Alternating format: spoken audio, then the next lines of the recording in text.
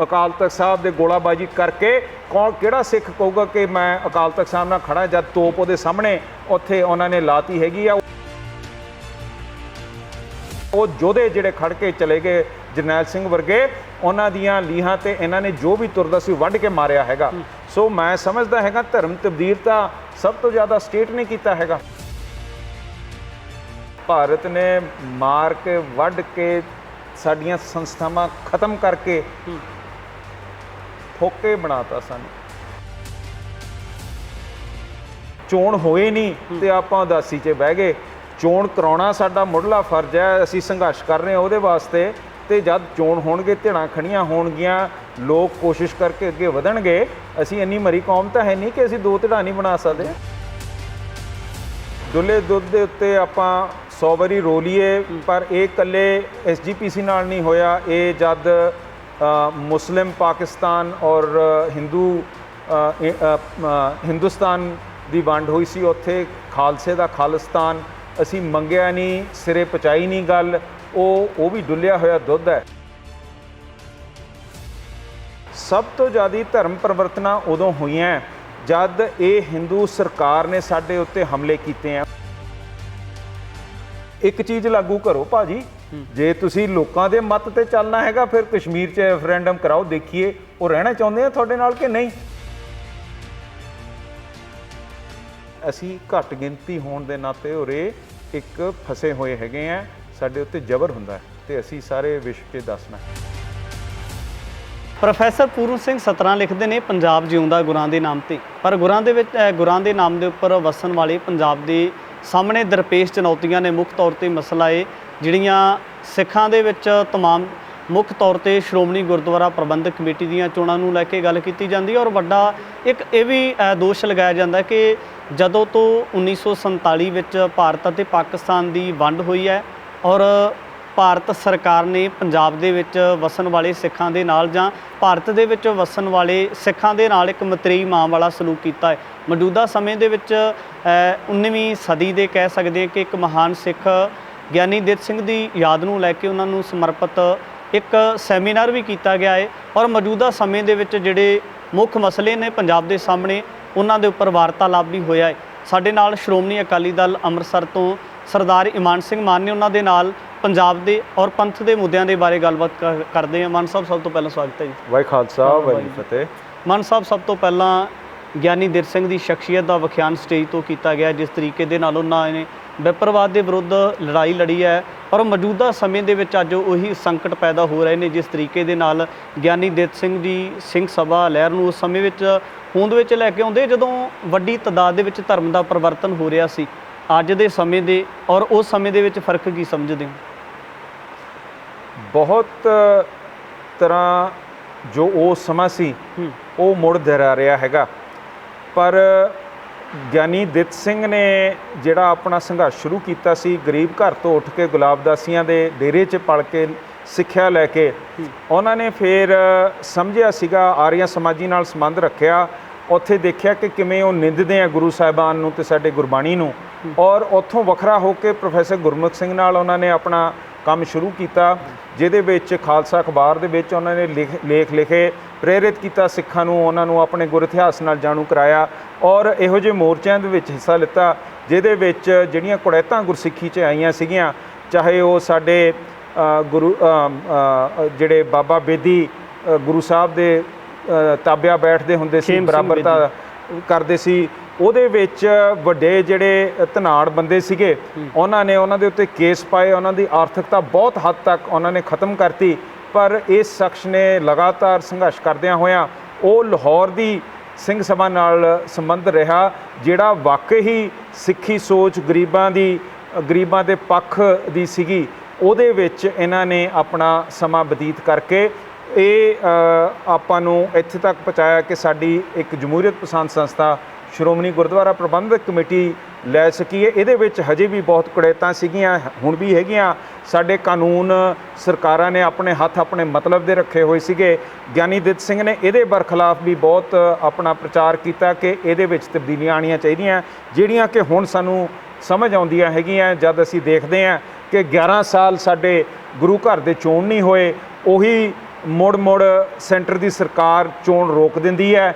ਉਹਨਾਂ ਨੂੰ ਆਪਣੇ ਪਰਚੀਆਂ ਤੋਂ ਕੱਢੇ ਹੋਏ ਬੰਦੇ ਜਿਹੜੀ ਉਹਨਾਂ ਦੀ ਮੰਨਦੇ ਹੈਗੇ ਆ ਉਹਨਾਂ ਨੂੰ ਮੂਹਰੇ ਰੱਖਦੀਆਂ ਹੈਗੀਆਂ। ਚੋਣ ਨਾ ਕਰਕੇ ਸਾਡੇ ਸੰਸਥਾ ਦੇ ਵਿੱਚ ਇੰਨੀਆਂ ਕੁੜੈਤਾਂ ਆਈਆਂ, ਜਿਵੇਂ ਪਿਛਲੇ ਸਮੇਂ ਦੇ ਵਿੱਚ 328 ਸਰੂਪ ਇਹ ਗੁਰੂ ਘਰ ਨੇ ਆਪਣੇ ਛਾਪ ਕੇ ਉਹ ਵੰਡ ਤੇ ਉਹਨਾਂ ਦਾ ਕੋਈ ਹਿਸਾਬ ਨਹੀਂ ਰੱਖਿਆ, ਕਿਹਨੂੰ ਦਿੱਤੇ, ਕਿਸ ਵਾਸਤੇ ਦਿੱਤੇ, ਉਹਦਾ ਕੋਈ ਪਛਾਣ ਨਹੀਂ। ਇਹ ਤਾਂ ਅੱਗ ਲੱਗੇ ਤੇ ਜਿੱਥੇ ਛਪਾਈ ਹੁੰਦੀ ਸੀ ਉਦੋਂ ਕੇਸ ਸਾਹਮਣੇ ਆਇਆ, ਔਰ ਉਸ ਕੇਸ ਦੇ ਵਿੱਚ ਜਿੱਥੇ ਚੈੱਕ ਇਨ ਰਜਿਸਟਰ 'ਚ ਕਿੰਨੇ ਅੰਗ ਛਪੇ, ਕਿੰਨੇ ਸਰੂਪ ਬੰਨੇ ਗਏ, ਉਹ ਸਾਰਾ ਕੰਮ SGPC ਨੇ ਰਿਕਾਰਡ ਰੱਖਣਾ ਸੀ। ਉਹਦੇ ਉੱਤੇ ਇੱਕ ਆਡੀਟਰ ਵੀ ਲਾਇਆ ਸੀ ਜਿਹੜਾ ਆ ਕੇ ਰਜਿਸਟਰਾਂ ਨੂੰ ਦੇਖ ਕੇ ਨਾਲ ਸਟਾਕ ਦੀ ਗਿਣਤੀ ਕਰੇ। ਉਹਦਾ ਨਾਂ ਸਤਿੰਦਰਪਾਲ ਸਿੰਘ ਕੋਹਲੀ ਸੀ। ਸਤਿੰਦਰਪਾਲ ਸਿੰਘ ਕੋਹਲੀ ਸੁਖਬੀਰ ਬਾਦਲ ਦੀ ਔਰਬਿਟ ਬੱਸਾਂ ਦਾ ਉਹਦੇ ਜਿਹੜਾ PTC ਚੈਨਲ ਹੈ ਉਹਦਾ CA ਹੈ ਜਿਹੜਾ ਉਹਦੀ ਦੇਖ ਰੇਖ ਕਰਦਾ ਹੈਗਾ। ਉਹਨੂੰ 10 ਕਰੋੜ ਰੁਪਈਆ ਉਹਨਾਂ ਨੇ ਤਨਖਾਹ 'ਤੇ ਦਿੱਤਾ ਹੋਇਆ, ਜਿਸ ਦਾ ਅੱਜ ਉਹ ਲਿਖ ਕੇ ਈਸ਼ਰ ਸਿੰਘ ਦੀ ਰਿਪੋਰਟ 'ਚ ਕਹਿੰਦਾ ਮੈਂ ਤਾਂ ਕੱਖ ਵੀ ਨਹੀਂ ਕੀਤਾ, ਮੈਂ ਕੋਈ ਚੈਕਿੰਗ ਨਹੀਂ ਕੀਤੀ ਹੈਗੀ। ਔਰ ਜਿਸ ਦੇ ਨਤੀਜੇ ਹੈ ਕਿ ਅੱਜ ਸਾਡੇ ਗੁਰੂ ਘਰ ਬਿਨਾਂ ਚੋਣਾਂ ਤੋਂ, ਬਿਨਾਂ ਮਤਦਾਨ ਦੀ ਸਫਾਈ ਤੋਂ, ਸੰਗਤ ਦੇ ਨਾਲ ਮੇਲ ਤੋਂ ਅੱਜ ਉਹ ਮਸੰਦਾਂ ਮਹੰਤਾਂ ਦੇ ਹੱਥ ਦੇ ਵਿੱਚ ਫਸੇ ਹੋਏ ਆ ਜਿਹੜੇ ਲੁੱਟ ਕੇ ਇਹਨੂੰ ਖਾ ਰਹੇ ਆ। ਗੁਰੂ ਘਰ ਦੀ ਇਲੈਕਸ਼ਨ ਨੂੰ ਲੈ ਕੇ ਜਿਹੜਾ ਸੀ ਗੁਰਦੁਆਰਾ ਐਕਟ ਬਣਾਇਆ ਗਿਆ, ਕਿਤੇ ਨਾ ਕਿਤੇ ਇਹ ਨਹੀਂ ਲੱਗਦਾ ਕਿ ਜਦੋਂ ਸਰਕਾਰ ਦੇ ਵੱਲੋਂ ਐਕਟ ਬਣਾਇਆ ਜਾਂਦਾ ਤਾਂ ਕੁਝ ਜਿਹੜੀਆਂ ਸਿੱਖ ਧਿਰਾਂ ਨੇ ਉਹਨਾਂ ਦੇ ਵੱਲੋਂ ਵੱਡੇ ਪੱਧਰ ਦੇ ਉੱਪਰ ਜਿਸ ਤਰੀਕੇ ਦੇ ਨਾਲ ਵਿਰੋਧ ਹੋਣਾ ਚਾਹੀਦਾ ਸੀ ਉਹਦਾ ਵਿਰੋਧ ਨਾ ਕੀਤਾ ਗਿਆ, ਔਰ ਅੱਜ ਜਿਹੜੇ ਹਾਲਾਤਾਂ ਦੇ ਵਿੱਚ ਸਿੱਖਾਂ ਦੀ ਸਰਮੌਰ ਸੰਸਥਾ ਸ਼੍ਰੋਮਣੀ ਗੁਰਦੁਆਰਾ ਪ੍ਰਬੰਧਕ ਕਮੇਟੀ ਖੜੀ ਹੋਈ ਹੈ, ਲੱਗਦਾ ਨਹੀਂ ਕਿ ਉਸੇ ਗੱਲ ਦਾ ਨਤੀਜਾ ਜਾਂ ਸਾਨੂੰ ਉਸੇ ਗੱਲ ਦਾ ਖਮਿਆਜ਼ਾ ਭੁਗਤਣਾ ਪੈ ਰਿਹਾ, ਅਸੀਂ ਵਿਰੋਧ ਨਾ ਕਰ ਸਕੇ? ਤੁਹਾਡੀ ਗੱਲ ਬਿਲਕੁਲ ਸਹੀ ਹੈ। ਡੁੱਲੇ ਦੁੱਧ ਦੇ ਉੱਤੇ ਆਪਾਂ 100 ਵਾਰੀ ਰੋ ਲਈਏ, ਪਰ ਇਹ ਇਕੱਲੇ SGPC ਨਾਲ ਨਹੀਂ ਹੋਇਆ। ਇਹ ਜਦ ਮੁਸਲਿਮ ਪਾਕਿਸਤਾਨ ਔਰ ਹਿੰਦੁਸਤਾਨ ਦੀ ਵੰਡ ਹੋਈ ਸੀ, ਉੱਥੇ ਖਾਲਸੇ ਦਾ ਖਾਲਿਸਤਾਨ ਅਸੀਂ ਮੰਗਿਆ ਨਹੀਂ, ਸਿਰੇ ਪਹੁੰਚਾਈ ਨਹੀਂ ਗੱਲ, ਉਹ ਵੀ ਡੁੱਲਿਆ ਹੋਇਆ ਦੁੱਧ ਹੈ। ਸੋ ਇਹ ਗੱਲਾਂ ਮੈਂ ਤੁਹਾਡੇ ਨਾਲ ਸਹਿਮਤ ਹਾਂ ਕਿ ਉਸ ਸਮੇਂ 'ਤੇ ਹੋਣੀਆਂ ਚਾਹੀਦੀਆਂ ਸੀ ਅਤੇ ਉਹਦੇ ਉੱਤੇ ਅਮਲ ਕਰਨਾ ਚਾਹੀਦਾ ਸੀ, ਪਰ ਡੁੱਲੇ ਦੁੱਧ ਦੇ ਉੱਤੇ ਰੋਣ ਦਾ ਕੋਈ ਫਾਇਦਾ ਨਹੀਂ ਹੈਗਾ। ਜੋ ਸਥਿਤੀ 'ਚ ਹੈਗੀ ਹੈ, ਜਿਹੋ ਜਿਹਾ ਸੰਘਰਸ਼ ਸਾਨੂੰ ਹੁਣ ਲੜਨਾ ਪੈਣਾ ਹੈਗਾ, ਅਸੀਂ ਉਹੋ ਜਿਹਾ ਲੜਾਂਗੇ। ਗੁਰੂ ਗੋਬਿੰਦ ਸਿੰਘ ਮਹਾਰਾਜ ਨੇ ਜਦ ਸਰਬੰਸ ਦਾਨ ਕਰਤਾ ਸੀਗਾ, ਉਸ ਤੋਂ ਉਪਰੰਤ ਉਹਨਾਂ ਨੇ ਅੱਗੇ ਵਧਣ ਵਾਸਤੇ ਜੀਵਤ ਹੈ ਹਜ਼ਾਰੋਂ ਦਾ ਬਿਆਨ ਦੇ ਕੇ ਉਹਨਾਂ ਨੇ ਅਗਲੀ ਸੰਘਰਸ਼ ਦੀ ਤਿਆਰੀ ਕੀਤੀ, ਅੱਗੇ ਗਏ, ਆਪਣਾ ਕੰਮ ਕੀਤੇ, ਖੜੇ ਨਹੀਂ ਹੈਗੇ। ਸੋ ਇਹ ਖਾਲਸਾ ਦਾ ਰੂਪ ਹੀ ਇਹ ਹੈ ਕਿ ਅਸੀਂ ਵੱਧਦੇ ਜਾਣਾ, ਅੱਗੇ ਤੁਰਦੇ ਜਾਣਾ। ਮਾਨ ਸਾਹਿਬ, ਪੰਜਾਬ ਦੇ ਜਿਹੜੇ ਚਿੰਤਕ ਨੇ ਉਹਨਾਂ ਦਾ ਬਹੁਤ ਵੱਡਾ ਸਵਾਲ ਸਾਡੇ ਸਾਹਮਣੇ ਕਈ ਵਾਰ ਆਉਂਦਾ ਹੈ। ਉਹ ਕਹਿੰਦੇ ਕਿ ਜੇ ਮੰਨ ਲਓ ਕਿ ਸੈਂਟਰ ਗੌਰਮੈਂਟ ਹੈ ਜਿਹੜੀ ਉਹ SGPC ਦੇ ਇਲੈਕਸ਼ਨ ਕਰਵਾ ਦਿੰਦੀ ਹੈ, ਤਾਂ ਫਿਰ ਸਿੱਖਾਂ ਦੇ ਕੋਲ ਇਸ ਤਰ੍ਹਾਂ ਦੀ ਕਿਹੜੀ ਧਿਰ ਹੈ ਜਿਹੜੀ ਸ਼੍ਰੋਮਣੀ ਗੁਰਦੁਆਰਾ ਪ੍ਰਬੰਧਕ ਕਮੇਟੀ ਦੀਆਂ ਇਲੈਕਸ਼ਨਾਂ ਦੇ ਵਿੱਚ ਜਿੱਤ ਪ੍ਰਾਪਤ ਕਰਨ ਵਾਸਤੇ ਮੈਦਾਨ ਵਿੱਚ ਉਤਰ ਸਕਦੀ ਹੈ? ਸਾਰੇ ਕਿਤੇ ਹੀ ਧਿਰਾਂ ਹੈਗੀਆਂ। ਅਸੀਂ ਇੱਕ ਧਿਰ ਹੈਗੇ ਆ ਵਡਾਲਾ ਸਾਹਿਬ ਹੋਣੀ, ਭਾਈ ਰਣਜੀਤ ਸਿੰਘ ਹੋਣੀ, ਉਹ ਤੁਰ ਰਹੇ ਆ। ਦਲ ਖਾਲਸਾ ਵੀ ਸ਼ਾਇਦ ਆਪਣਾ ਜਿਹੜਾ ਪਿਛਲੀ ਸੋਚ ਹੈਗੀ ਆ ਉਹਨਾਂ ਦੀ ਕਿ ਉਹ ਭਾਰਤ ਦੀ ਚੋਣ ਕਿਸੇ ਵੀ ਚੋਣ 'ਚ ਹਿੱਸਾ ਨਹੀਂ ਲੈਣਗੇ, ਇਹਦੇ ਕਰਕੇ ਤਬਦੀਲ ਕਰ ਲੈਣ। ਉੱਧਰ ਬਾਦਲ ਦਲ ਹੈਗਾ, ਬਾਦਲ ਦਲ ਦੇ ਵਿੱਚ ਫੁੱਟਾਂ ਪਈਆਂ ਹੋਈਆਂ, ਉਹ ਵੱਖਰੇ ਹੋਣ ਨੂੰ ਪੈਂਦੇ ਆ।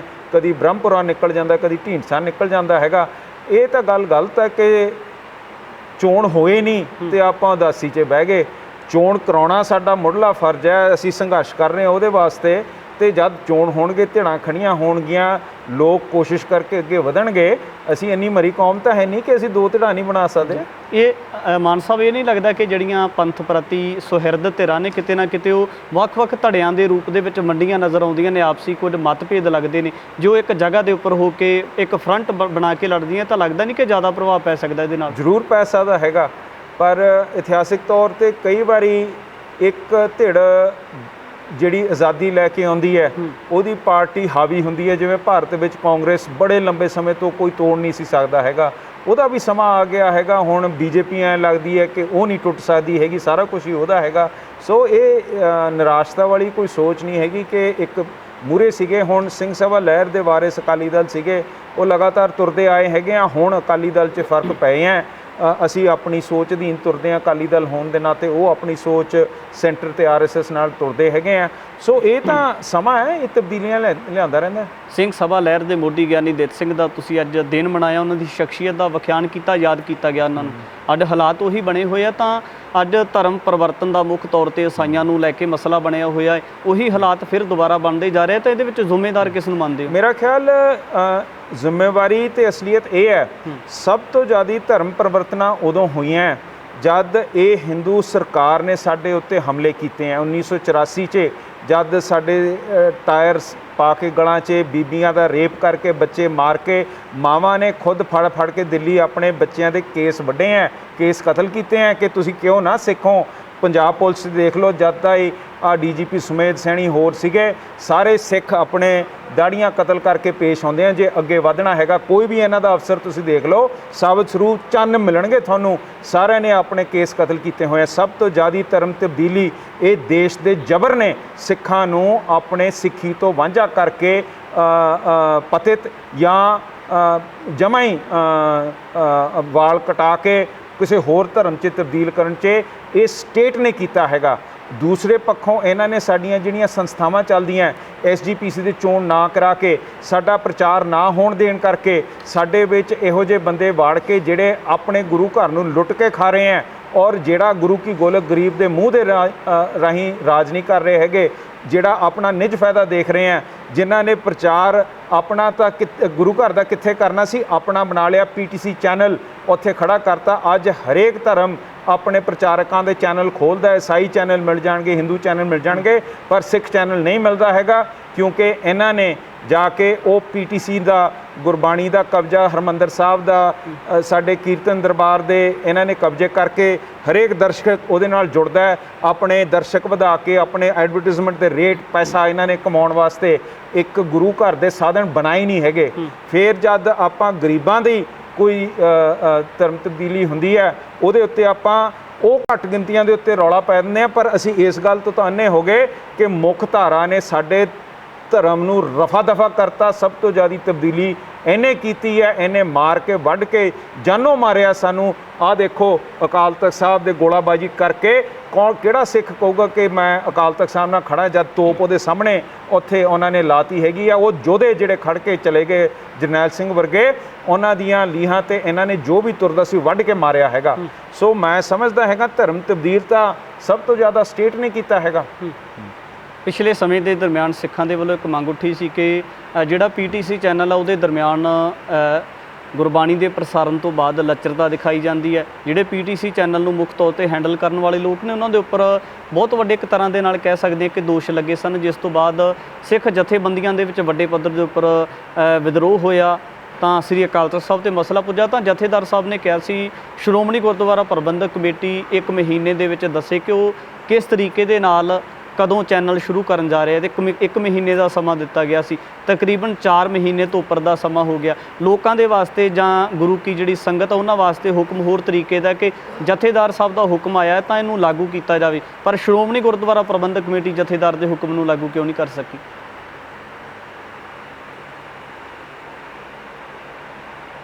ਇਹ ਤਾਂ ਸਾਡੀ ਹਾਲਤ ਹੈ, ਇਹੀ ਹਾਲਤ ਹੈ ਸਾਡੀ। ਭਾਰਤ ਨੇ ਮਾਰ ਕੇ ਵੱਢ ਕੇ ਸਾਡੀਆਂ ਸੰਸਥਾਵਾਂ ਖਤਮ ਕਰਕੇ ਫੋਕੇ ਬਣਾਤਾ ਸਾਨੂੰ। ਬੋਲ ਦੇਣਾ, ਕਰਨਾ ਨਹੀਂ, ਮੌਕੇ ਨੂੰ ਸੰਭਾਲ ਲੈਣਾ, ਉਦੋਂ ਦੇ ਬਿਆਨ ਦੇ ਦੇਣੇ, ਲਿਫਾਫਿਆਂ ਚੋਂ ਨਿਕਲੇ। ਇਹ ਹਾਲਾਤ ਹੈ ਸਾਡੇ। ਜਥੇਦਾਰ ਸਾਹਿਬ ਨੂੰ ਫਿਰ ਸ਼੍ਰੋਮਣੀ ਗੁਰਦੁਆਰਾ ਪ੍ਰਬੰਧਕ ਕਮੇਟੀ ਦੇ ਪ੍ਰਧਾਨ ਜਾਂ ਫਿਰ ਅਕਾਲੀ ਦਲ ਬਾਦਲ ਹੈ, ਉਹ ਹੋਰ ਕਿਸੇ ਨਜ਼ਰੀਏ ਦੇ ਨਾਲ ਦੇਖਦਾ? ਉਹ ਤਾਂ ਨੌਕਰ ਹੈ ਉਹਨਾਂ ਦੇ, ਉਹ ਤਾਂ ਜਮਾਂ ਹੀ ਨੌਕਰ ਹੈ। ਉਹ ਤਾਂ ਜਿਹਨੂੰ ਮਰਜ਼ੀ ਲਾ ਦੇਣ, ਜਿਹਨੂੰ ਮਰਜ਼ੀ ਲਾ ਦੇਣ। ਮੈਂ ਤਾਂ ਇਹੀ ਸਮਝਦਾ, ਤੁਸੀਂ ਕੀ ਸਮਝਦੇ ਹੋ? ਉਹਨਾਂ ਦੀ ਆਪ ਦੀ ਆਜ਼ਾਦ ਹਸਤੀ ਤਾਂ ਕੋਈ ਹੈ ਨਹੀਂ। ਇਹੀ ਤਾਂ ਸਾਡੀ ਹਾਲਤ ਜੀ। ਪਿਛਲੇ ਸਮੇਂ ਦੇ ਦਰਮਿਆਨ ਜਿਹੜਾ ਸੀ ਪੰਜਾਬ ਪੱਖੀ ਧਿਰਾਂ ਦੇ ਵੱਲੋਂ ਇਹ ਮੰਗ ਕੀਤੀ ਜਾਂਦੀ ਰਹੀ ਕਿ ਜਿਹੜਾ ਚੰਡੀਗੜ੍ਹ ਹੈ ਇਸ ਨੂੰ ਬਣਾਉਣ ਵਾਸਤੇ, ਚੰਡੀਗੜ੍ਹ ਨੂੰ ਉਸਾਰਨ ਵਾਸਤੇ ਪੰਜਾਬ ਦੇ ਪਿੰਡਾਂ ਦਾ ਉਜਾੜਾ ਕੀਤਾ ਗਿਆ ਸੀ, ਪੰਜਾਬੀ ਬੋਲਦੇ ਇਲਾਕੇ ਜਿਹੜੇ ਸੀ ਉਹਨਾਂ ਦਾ ਉਜਾੜਾ ਕੀਤਾ ਗਿਆ ਸੀ। ਇਹ ਵੀ ਕਹਾਵਤ ਪੜ੍ਹੀ ਜਾਂਦੀ ਸੀ, ਖਿੜਿਆ ਫੁੱਲ ਗੁਲਾਬ ਦਾ, ਚੰਡੀਗੜ੍ਹ ਪੰਜਾਬ ਦਾ। ਉਜਾੜਾ ਕਰਨ ਤੋਂ ਬਾਅਦ ਲੰਬੇ ਸਮੇਂ ਤੋਂ ਮੰਗ ਰਹੀ ਕਿ ਚੰਡੀਗੜ੍ਹ ਜਿਹੜਾ ਪੰਜਾਬ ਨੂੰ ਦਿੱਤਾ ਜਾਵੇ। ਤਾਂ ਪਿਛਲੇ ਸਮੇਂ ਦੇ ਦਰਮਿਆਨ ਕੇਂਦਰੀ ਮੰਤਰੀ ਗਜਿੰਦਰ ਸਿੰਘ ਸ਼ੇਖਾਵਤ ਆਉਂਦੇ ਨੇ ਤਾਂ ਉਹ ਕਹਿੰਦੇ ਨੇ ਕਿ ਜੇ ਚੰਡੀਗੜ੍ਹ ਪੰਜਾਬ ਦੇ ਲੋਕਾਂ ਨੂੰ ਚਾਹੀਦਾ ਤਾਂ ਸਭ ਤੋਂ ਪਹਿਲਾਂ ਚੰਡੀਗੜ੍ਹ ਦੇ ਵਿੱਚ ਵਸਣ ਵਾਲੇ ਲੋਕਾਂ ਨੂੰ ਆ ਕੇ ਖੁਦ ਹੀ ਪੁੱਛ ਲੈਣ। ਬੜੀ ਖੁਸ਼ੀ ਦੀ ਗੱਲ ਹੈ ਜੀ। ਫਿਰ ਪੰਜਾਬ ਦੇ ਵਿੱਚ ਵੀ ਰੈਫਰੈਂਡਮ ਕਰ ਦਿਓ, ਅਸੀਂ ਖਾਲਿਸਤਾਨ ਚਾਹੁੰਦੇ ਹਾਂ, ਉਹਦੀ ਵੀ ਸਾਨੂੰ ਆ ਕੇ ਪੁੱਛ ਲਓ ਚਾਹੀਦਾ ਕਿ ਨਹੀਂ। ਕਸ਼ਮੀਰ 'ਚ ਜਾ ਕੇ ਕਸ਼ਮੀਰੀਆਂ ਨੂੰ ਪੁੱਛ ਲਓ। ਇੱਕ ਚੀਜ਼ ਲਾਗੂ ਕਰੋ ਭਾਜੀ, ਜੇ ਤੁਸੀਂ ਲੋਕਾਂ ਦੇ ਮਤ ਤੇ ਚੱਲਣਾ ਹੈਗਾ ਫਿਰ ਕਸ਼ਮੀਰ 'ਚ ਰੈਫਰੈਂਡਮ ਕਰਾਓ, ਦੇਖੀਏ ਉਹ ਰਹਿਣਾ ਚਾਹੁੰਦੇ ਆ ਤੁਹਾਡੇ ਨਾਲ ਕਿ ਨਹੀਂ।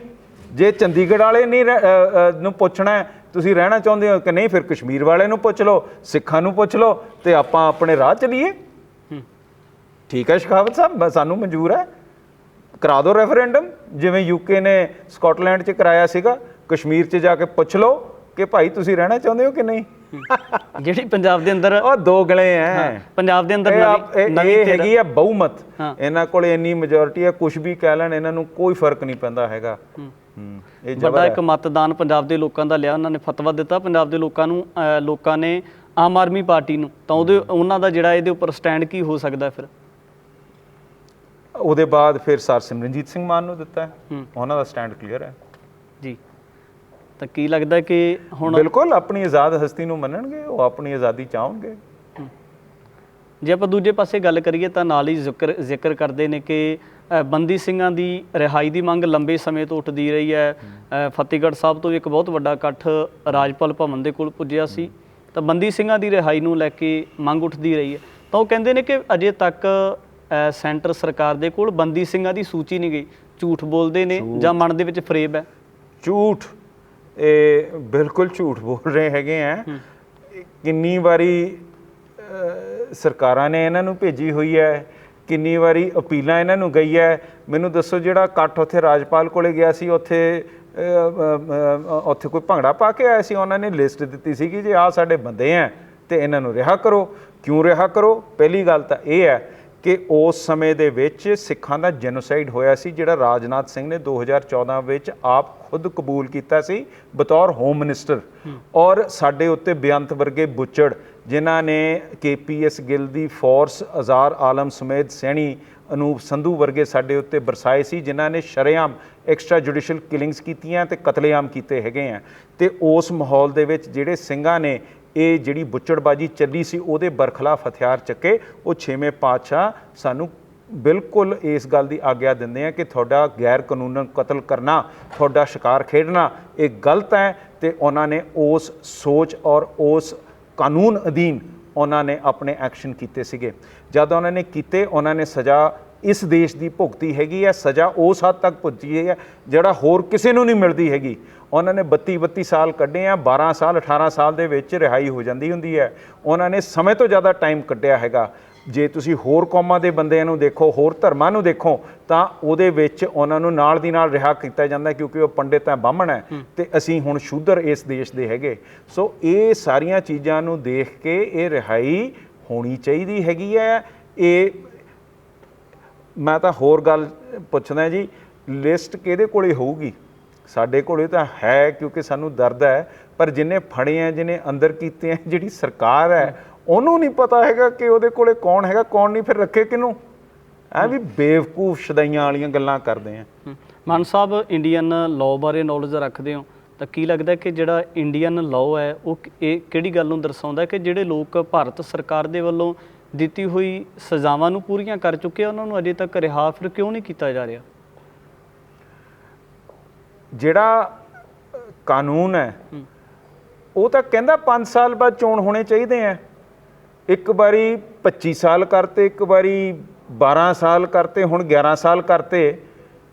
ਕਾਨੂੰਨ ਕਦੋਂ ਕਹਿੰਦਾ ਨਹੀਂ ਕਰਨਾ? ਇਹ ਤਾਂ ਸੈਂਟਰ ਦਾ ਜ਼ਬਰ ਹੈ। ਇਹ ਕਾਨੂੰਨ ਨਹੀਂ ਦੇਖਦੇ। ਇਹ ਤਾਂ ਲੌਲੈਸ ਕੰਟਰੀ ਬਣੀ ਹੋਈ ਹੈ। ਇੱਥੇ ਤਾਂ ਮਸਜਿਦ ਨੂੰ ਮੰਦਰ ਬਣਾ ਦਿੱਤਾ ਜਾਂਦਾ ਹੈ ਤੇ ਜਿਹੜੇ ਸੁਪਰੀਮ ਕੋਰਟ ਦੇ ਜਸਟਿਸ ਆ ਉਹ ਆਪਦੀ ਬੱਲੇ ਬੱਲੇ ਕਰਾਉਂਦੇ ਆ ਕਿ ਹਮਨੇ ਤਬਦੀਲ ਕਰਾ ਦਿਆ। ਇੱਥੇ ਕਾਨੂੰਨ ਤਾਂ ਇਹੋ ਜਿਹਾ ਹੀ ਹੈ। ਅਸੀਂ ਤਾਂ ਹੀ ਯੂਨਾਈਟਿਡ ਨੇਸ਼ਨ ਨੂੰ ਅਪੀਲ ਕਰ ਰਹੇ ਹਾਂ ਕਿ ਤੁਸੀਂ ਇੰਟਰਨੈਸ਼ਨਲ ਡੇ ਆਫ ਡੈਮੋਕ੍ਰੇਸੀ 'ਤੇ ਨਿਗਾਹ ਪਾਓ। ਸਾਡੇ ਚੋਣ ਨਹੀਂ ਹੋਏ 11 ਸਾਲ। ਜਿਹੜੇ ਇਹ ਤਾਂ ਧਾਰਾ 85 ਵਾਲੇ ਦੀ ਗੱਲ ਕਰਨੇ, 87 ਵਾਲੇ ਧਾਰਾ ਦੇ ਜਿਹੜੇ ਗੁਰੂ ਘਰ ਲੋਕਲ ਬੋਡੀ ਹੈਗੀਆਂ ਉਹਨਾਂ ਨੇ ਤਾਂ 22 ਸਾਲ ਨਹੀਂ ਚੋਣ ਹੋਏ। There is no democratic functioning. India ਨੂੰ ਫਿਰ ਡੈਮੋਕ੍ਰੇਸੀ ਮੰਨਿਆ ਜਾਵੇ ਕਿ ਨਾ ਮੰਨਿਆ ਜਾਵੇ? It has no rule of law, it does not hold elections regularly. ਜਦ ਸਰ ਸਿਮਰਨਜੀਤ ਸਿੰਘ ਮਾਨ ਦਾ ਉਭਾਰ ਆਇਆ ਸੀਗਾ ਉਦੋਂ ਚੋਣ ਹੀ ਰੱਦ ਕਰਤੇ ਨਰਸਿਮਹਾ ਰਾਓ ਨੇ। ਇਹ ਤਾਂ ਆਪਣੀਆਂ ਮਨਮਰਜ਼ੀਆਂ ਕਰਦੀਆਂ। ਅਸੀਂ ਘੱਟ ਗਿਣਤੀ ਹੋਣ ਦੇ ਨਾਤੇ ਉਰੇ ਇੱਕ ਫਸੇ ਹੋਏ ਹੈਗੇ ਆ, ਸਾਡੇ ਉੱਤੇ ਜ਼ਬਰ ਹੁੰਦਾ ਤੇ ਅਸੀਂ ਸਾਰੇ ਵਿਸ਼ਵ 'ਚ ਦੱਸਣਾ। ਜਿਹੜੇ ਲੋਕ ਭਰ ਜਵਾਨੀ ਦੇ ਵਿੱਚ ਕੌਮ ਵਾਸਤੇ ਕੁਰਬਾਨੀਆਂ ਕਰਕੇ, ਸ਼ਹਾਦਤਾਂ ਕਰਕੇ ਅੱਜ ਜੇਲ੍ਹਾਂ ਦੇ ਵਿੱਚ ਬੈਠੇ ਹੋਏ ਨੇ, ਉਹਨਾਂ ਨੂੰ ਕੌਮ ਦੇ ਉੱਪਰੋਂ ਬਹੁਤ ਵੱਡੀ ਉਮੀਦ ਹੈ ਕਿ ਇੱਕ ਦਿਨ ਉਹ ਆਪਣੇ ਪਰਿਵਾਰਾਂ ਨੂੰ ਜਾ ਕੇ ਮਿਲਣਗੇ। ਜਿਹੜੇ ਪਰਿਵਾਰ ਕੁਝ ਗਿਣਤੀ ਦੇ ਬਚੇ ਹੋਏ ਨੇ ਉਹਨਾਂ ਦੇ ਨਾਲ ਮਿਲਾਪ ਹੋਊਗਾ।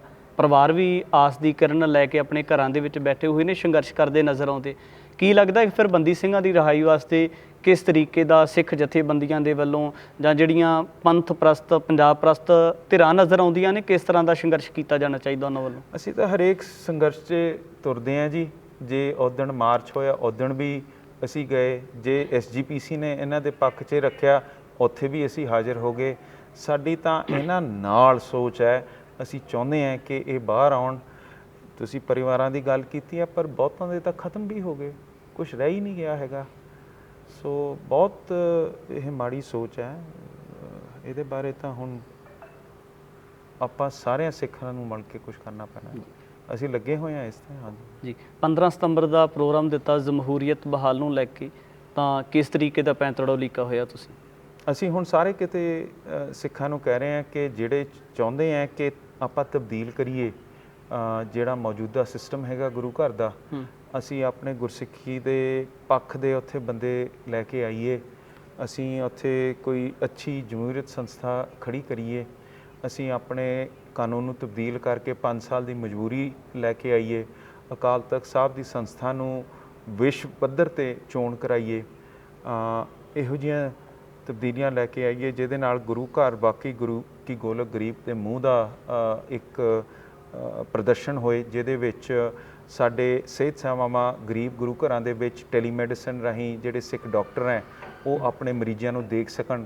ਜਿੱਥੇ ਅਸੀਂ ਉਹਨਾਂ ਦੀ ਸਿਹਤ ਦੀ ਪਰਵਰਿਸ਼ ਲਈ ਵਧੀਆ ਗੁਰੂ ਕਾ ਲੰਗਰ, ਜਿਵੇਂ ਪ੍ਰੋਟੀਨ ਖਵਾਉਣੀ ਹੈ, ਕੋਈ ਦੁੱਧ ਦੇ ਇਹੋ ਜਿਹੇ ਪ੍ਰੋਡਕਟਸ ਅਤੇ ਪਨੀਰ, ਹੋਰ ਪ੍ਰੋਟੀਨ ਭਰੇ ਮਿਨਰਲਸ ਅਤੇ ਵਿਟਾਮਿਨਸ ਪਾ ਕੇ ਅਸੀਂ ਆਪਣੇ ਬੱਚਿਆਂ ਨੂੰ ਉੱਥੇ ਗੁਰੂ ਕਾ ਲੰਗਰ ਛਕਾਈਏ, ਜਿਹਦੇ ਨਾਲ ਗਰੀਬ ਬੱਚਿਆਂ ਦੀ ਸਿਹਤ ਵਧੀਆ ਹੋ ਸਕੇ। ਅਸੀਂ ਬਜ਼ੁਰਗਾਂ ਵਾਸਤੇ ਉੱਥੇ ਫਿਜ਼ੀਓਥੈਰੇਪੀ ਦੇ ਸਾਧਨ ਰੱਖੀਏ। ਅਸੀਂ ਟੈਲੀ ਐਜੂਕੇਸ਼ਨ ਰਾਹੀਂ ਆਪਣੇ ਗੁਰ ਇਤਿਹਾਸ ਬਾਰੇ, ਪੰਜਾਬ ਦੇ ਇਤਿਹਾਸ ਬਾਰੇ, ਗੁਰਮੁਖੀ ਅਤੇ ਲੇਖ ਬਾਰੇ, ਸਾਇੰਸ, ਮੈਥਮੈਟਿਕਸ ਉੱਥੇ ਗੁਰੂ ਘਰਾਂ ਤਾਈਂ ਪਹੁੰਚਾਈਏ। ਕਿਉਂਕਿ ਗੁਰੂ ਘਰ ਇੱਕ ਅਖਾੜਾ ਵੀ ਗੁਰੂ ਅੰਗਦ ਸਾਹਿਬ ਨੇ ਰੱਖਿਆ, ਇੱਕ ਵਿਦਿਅਕ ਸੰਸਥਾ ਵੀ ਰੱਖੀ ਹੈਗੀ ਹੈ, ਨਾਮ ਸਿਮਰਨ ਦਾ ਥਾਂ ਵੀ ਰੱਖਿਆ, ਇਕੱਠੇ ਹੋਣ ਦਾ ਥਾਂ ਵੀ ਦਿੱਤਾ ਹੈ, ਉੱਥੇ ਮਰੀਜ਼ਾਂ ਦੀ ਸੇਵਾ ਵੀ ਹੁੰਦੀ ਹੈਗੀ ਹੈ। ਸੋ ਬਾਕੀ ਉਹ ਗੁਰੂ ਘਰ ਨੂੰ ਉਸ ਪੱਧਰ ਦਾ ਬਣਾਈਏ ਜਿਹਦੇ ਨਾਲ ਲੋਕੀ ਖੁਦ ਕਹਿਣ ਕਿ ਮੈਂ ਸਿੱਖ ਬਣਨ 'ਚ ਮਾਣ ਮਹਿਸੂਸ ਕਰਦਾ ਹੈ, ਮੇਰੀ ਕਦਰ ਹੈਗੀ ਹੈ, ਇਹ ਮੇਰਾ ਗੁਰੂ ਕਾ ਘਰ ਹੈਗਾ, ਛੱਡ ਕੇ ਹੋਰ ਘਰਾਂ 'ਚ ਨਾ ਜਾਣ। ਜ਼ਮੀਨੀ ਪੱਧਰ ਦੇ ਉੱਪਰ ਕੋਈ ਪੈਂਤੜਾ ਲਿਖਿਆ ਹੋਇਆ ਕਿ ਜਿਸ ਤਰੀਕੇ ਦੇ ਨਾਲ ਧਰਮ ਪਰਿਵਰਤਨ ਕਰਵਾਇਆ ਜਾ ਰਿਹਾ ਹੈ ਜਾਂ ਇਸ ਤਰੀਕੇ ਦੀਆਂ ਕੁਰੀਤੀਆਂ ਸਮਾਜ ਦੇ ਅੰਦਰ ਫੈਲਾਈਆਂ ਜਾ ਰਹੀਆਂ, ਜਿਹਦੇ ਨਾਲ ਸਿੱਖ ਪੰਥ ਦੇ ਵਿੱਚ ਲਗਾਤਾਰ ਨਿਘਾਰ ਨਜ਼ਰ ਆ ਰਿਹਾ ਹੈ?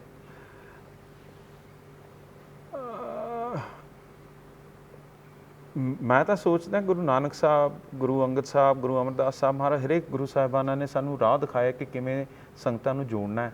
ਉਹਦੇ ਅੱਗੇ ਨਵੇਂ ਜ਼ਮਾਨੇ ਦੀਆਂ ਤਕਨੀਕਾਂ ਵਰਤ ਕੇ ਆਪਾਂ ਨੂੰ ਲੱਗੇ ਰਹਿਣਾ ਚਾਹੀਦਾ ਅਤੇ ਉਹ ਗੁਰੂ ਨਾਨਕ ਸਾਹਿਬ ਦਾ ਘਰ ਵਧਾਉਣਾ ਚਾਹੀਦਾ ਹੈ।